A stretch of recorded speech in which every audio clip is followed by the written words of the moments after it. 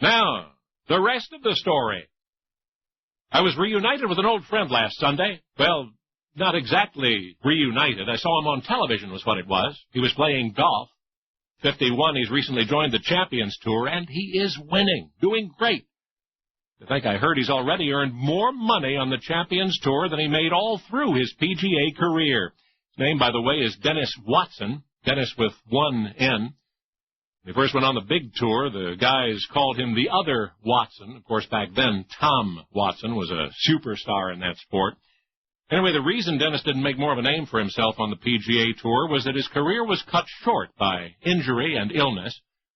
I remember so well the telephone call I got in the middle of one night. Dennis was in an earlier time zone somewhere, or else he was just up really late. In any event, he called and told me how desperately sick he was. Now, he'd been on the tour only, a couple of years? But without telling anyone, he'd been growing slowly, steadily, seriously ill. It had started with headaches, he said, mild ones at first, and then blinding ones. Literally, headaches so terrible that he could hardly see. Next, his precious equilibrium began to fail. Sam Snead once said that balance is 80% of the golf swing, and Dennis was mysteriously losing his. By the New Orleans Open, he was suffering from waves of really miserable nausea. He played, but poorly. They called a doctor right afterward. Somebody suggested maybe it was food poisoning, but it turned out not to be. And Dennis's health continued to deteriorate. Now, I'd known something was wrong because he'd been missing cuts and suddenly withdrawing from tournaments, but I had no idea he was having trouble breathing and all the rest of it.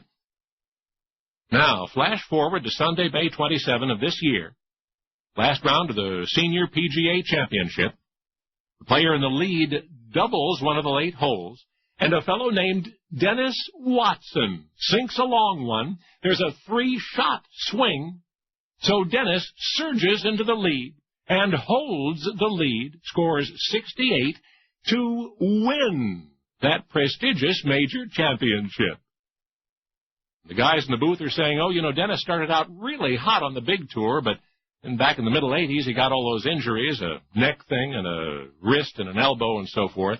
But this they did not say, and likely did not know.